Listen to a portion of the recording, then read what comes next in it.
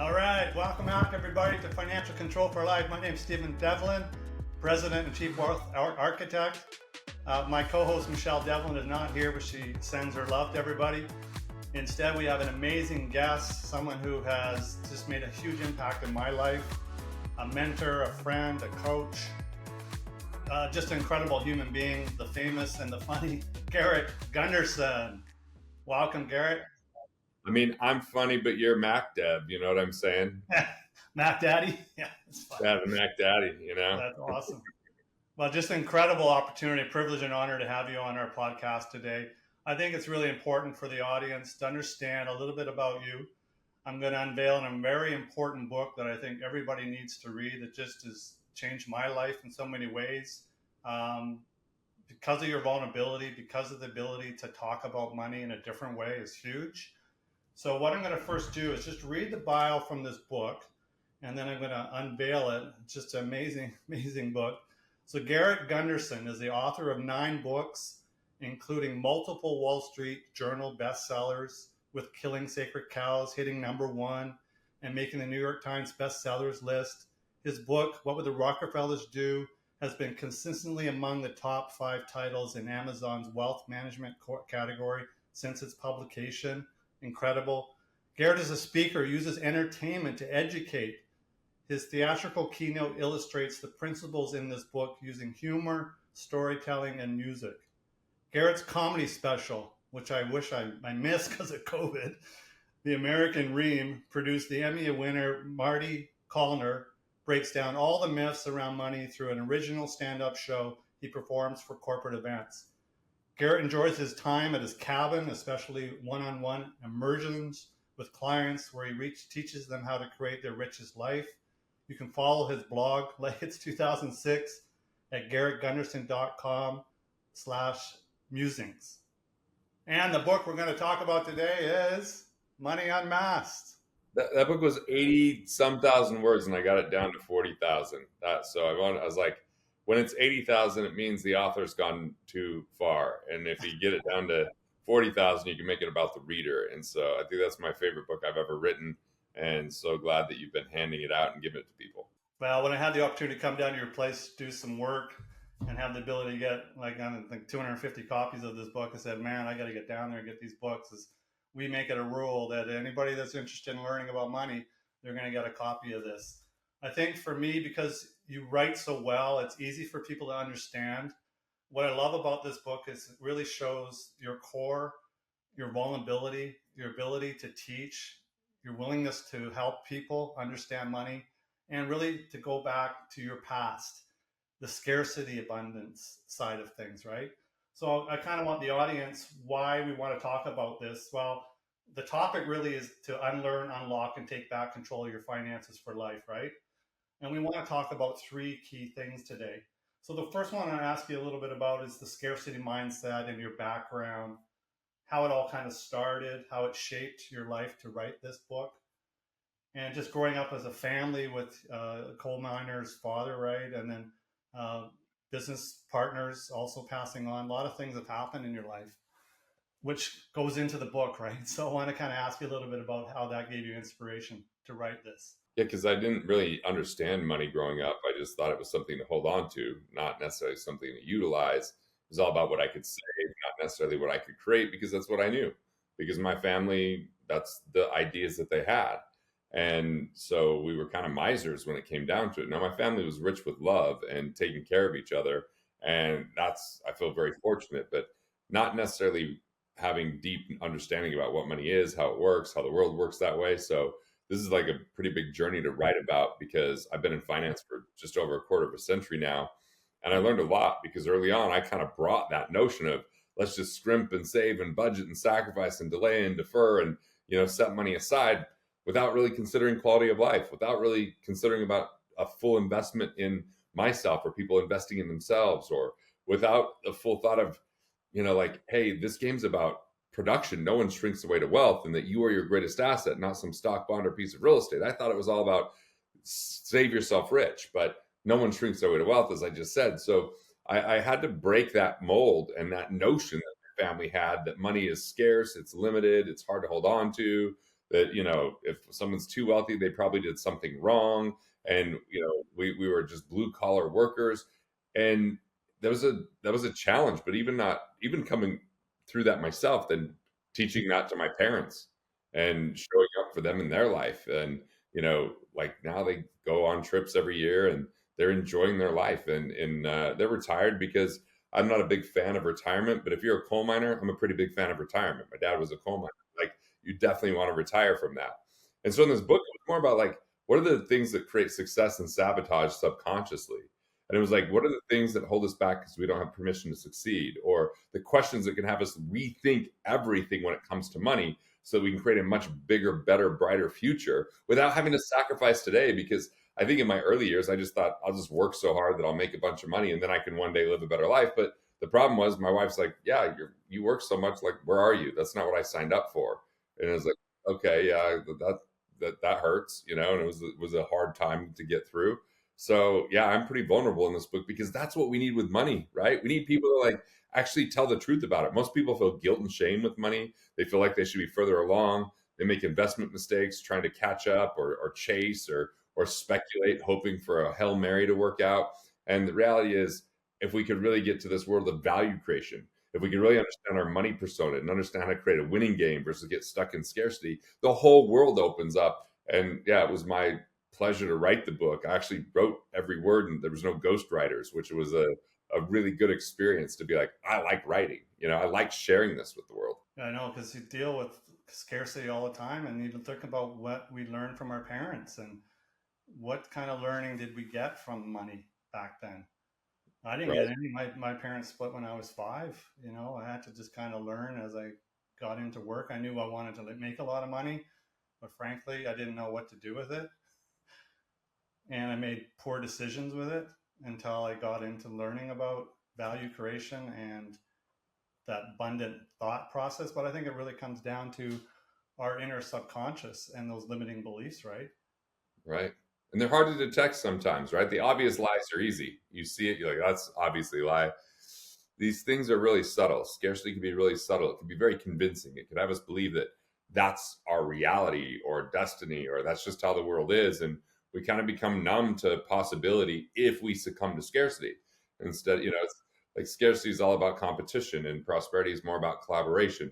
Scarcity is about envy and jealousy, and prosperity is more about progress and value creation and serving and solving problems and adding value. And that's a much more enriching life.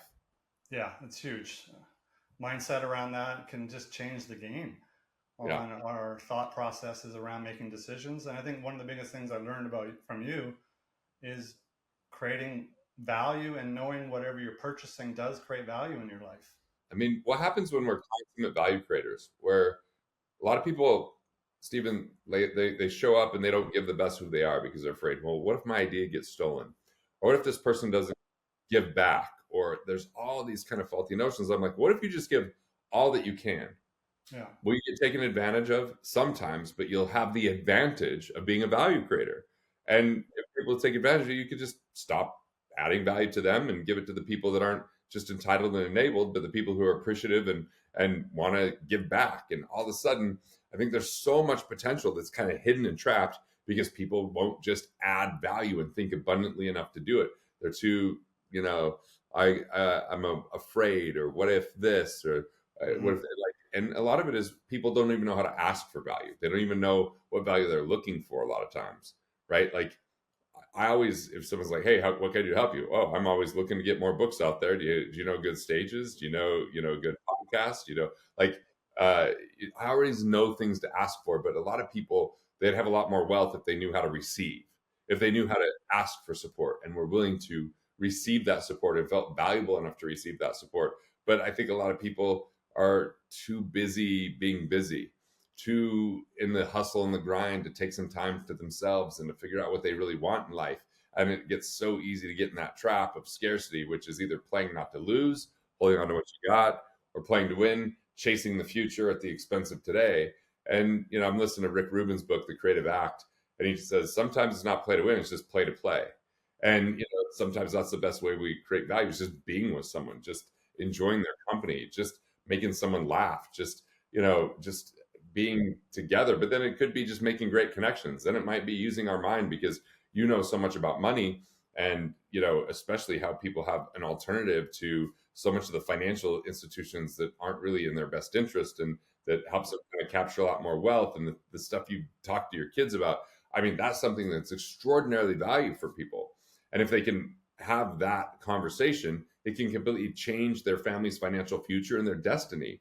Not to be one to go back into financial bondage from generation to generation or create entitlement, but instead create an empowered philosophy and system. And you're really good at that.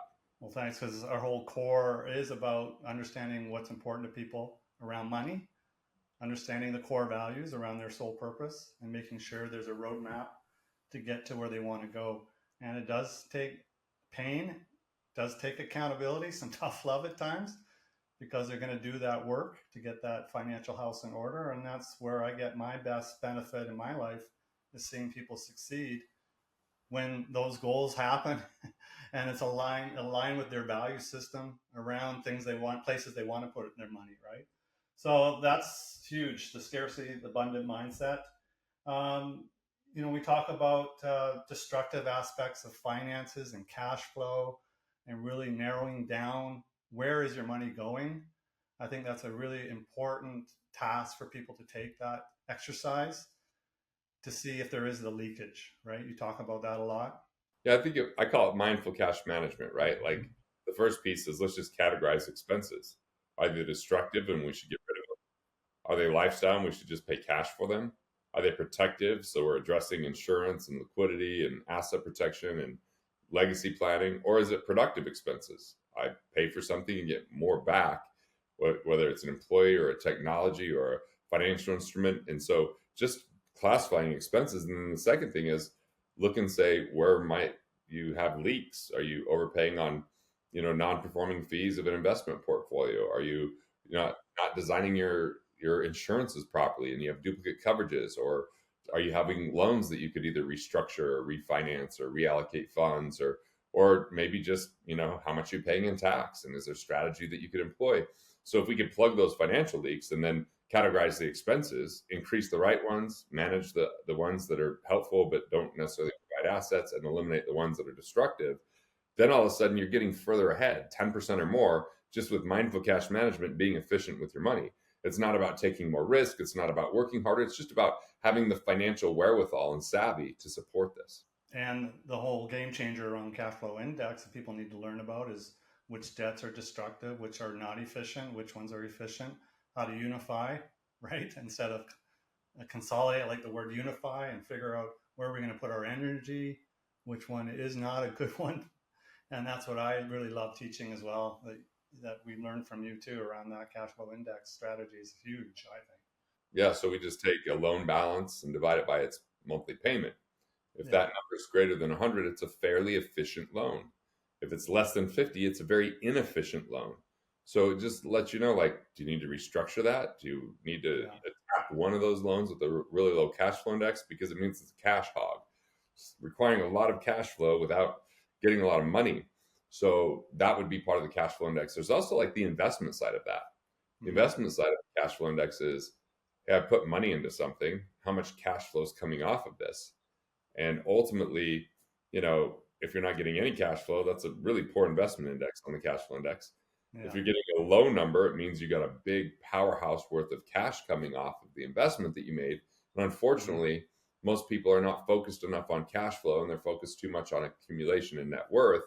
And the detriment to that is, when's it work? When do you benefit from it? If you're only living off the interest in the future, then you have a lot of money tied up. I like to think of economic independence. How can you have enough cash flow from assets to cover your expenses? And then where do you store your cash that's protected, that's useful, that's not just, traditional banking? And that's where you really dialed in and have that figured out. I mean, part of the book too, I love the whole value index and having that goal of what you're going to accomplish and setting that bar, right?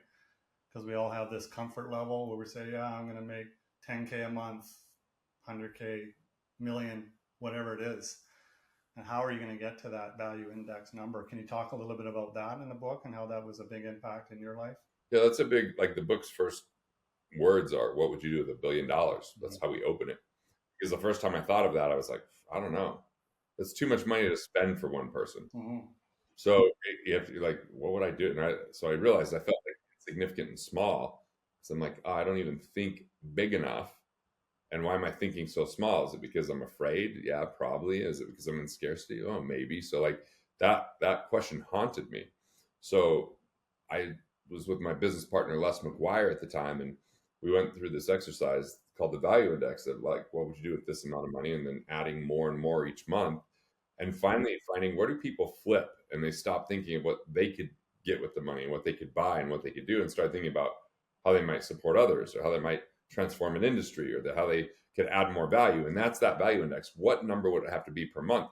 And it gets us to think from a place of abundance versus just think about the term abundance. We could define abundance, but that doesn't mean we feel abundant, right? We could be like, oh, abundance. It means, to lead with innovation, ingenuity. It means to see value creation as the core way to exchange, and that exchange creates wealth, and that there's plenty of resources. And even if there's a finite amount of resources, there's an infinite number of ways that we could do other ways to get what we're trying to achieve. And so that abundance could logically make sense, but not emotionally make sense to someone. So the value index is like putting someone in a place of, at what number do you start thinking about impact, about value creation, about serving others?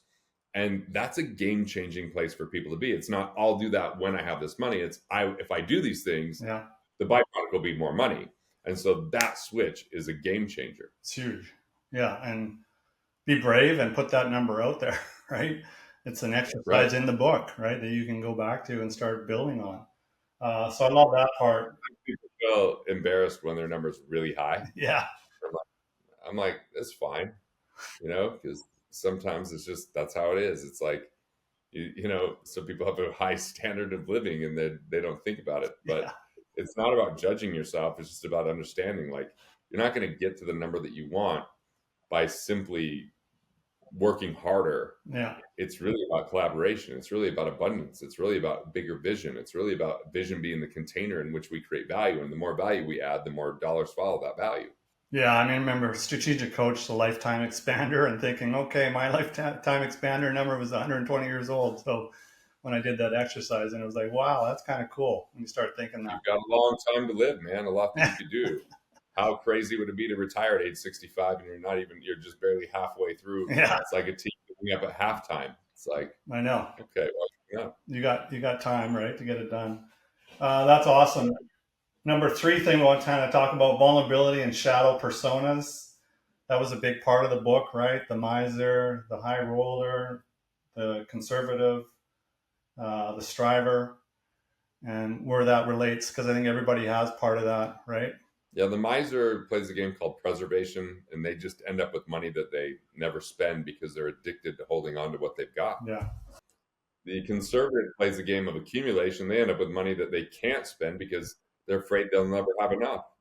The striver thinks, well, I want to have a good status in life, and they think they could just work harder to make more money, but they inevitably burn out. And the high roller plays a game called opportunity, and they usually cut corners and take on too much risk, which leads to short-lived riches. So those are the shadow personas. Here's the thing. All those shadow personas are about isolation. All those shadow personas are about, me, what can I do? What can I get? What can I have? Where could I be? And ultimately limits our ability to create value when we think in that modality, where if we flip to a place of collaboration and co-creation, a place of delegation, a place of working together, a place of abundance where, the basically it's like if you want to go fast, go alone. If you want to go far, bring people with you. Yeah. It's that kind of adage. And that's really the winning personas. And the miser becomes a mindful manager. Mindful managers are detail oriented. They're efficient. They're great at improving things. So they can look and see where organizations might be leaking money. Or instead of a conservative, you get a planner. The planner is the flip side of the winning persona, that abundant place of being stable, thoughtful, and strategic. They're great for monitoring, the effectiveness of initiatives and planning for contingencies. Or the striver becomes a creator. A creator is an artist, an inventor, or a visionary, an entrepreneur, right? So ultimately, they lead with innovation and ingenuity and create new ways for people to deliver value. And the high roller becomes a catalyst. The catalyst is a mover and shaker. They're a connector. They think and play big, and they show people how they can win together. So it's really a matter of perspective. It is as cliched as it is, our mindset determines our actions. And if we have the wrong thought process and the wrong philosophies, or we adhere to the wrong strategies, what ends up is limitation and isolation and frustration. And that is a destroyer of wealth. And a lot of poverty, there is some circumstance, but that might be temporary unless you live in a really difficult third world country that's war torn.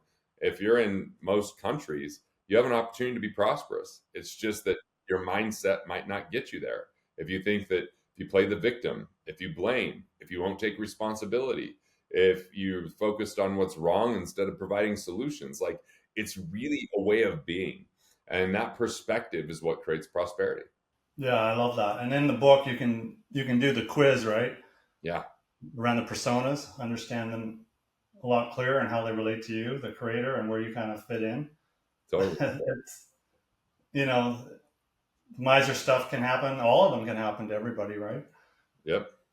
So it's really important to identify that and work on that day to day with your money. I don't want That, people just levitating around in the state of nirvana where they don't make mistakes or have scarcity. It's just how quickly are we aware of it and how quickly do we course correct?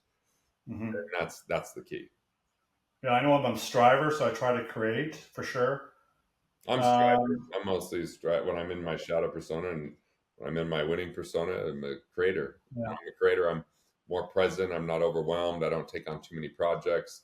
When I'm a striver, I say yes to too many things. I'm, neglecting the important things in life, and yeah, so it's just trying to do everything on my own, that kind of stuff. yeah, or I get frozen analysis paralysis in the conservative instead of planning. Yeah, Uh, or the high roller catalyst is a great reverse on that too. yeah. Um, so I think that's really powerful part of the book to identify that and work on it. There's always anxiety around money because interest rates are changing, inflation is happening, governments are spending, and so it's really frustrating to people that work so hard for their money, and then it's being a stealth tax against it with what's going on, with inflation. And there's just a lot of people that unfortunately speculate with their money to try to catch up. So if we invest in something that we don't know anything about, it's not really an investment at all. It's speculation. But most people are trying to play catch up or wanting it to be easy or wanting to believe some story. And what I'm seeing is far too many people getting scammed, far too many people buying into ideas that would never make any sense, but they just want it to make sense. And there's so many good people at telling a story and selling risk without giving the return behind it. And that's such a frustrating situation where people become bitter, they become more afraid, they become more hesitant. So I Mhm. find that a lot of people have guilt and shame around money. They just feel like, oh, I should be further along, and I made that mistake, and they let it define them too much. And they think that if more money would make them feel better, and it would in some ways, but in the ways that they really want, it can't hold up that kind of emotion.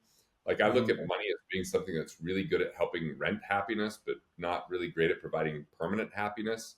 Permanent happiness is kind of an inside job. It's a mental game. It's a purpose and passion. It's a fulfillment game. It's a relationships with people that you love. It's having gratitude. And so money is a nice elixir. It's a nice kind of cap on it. It's really Yeah. helpful.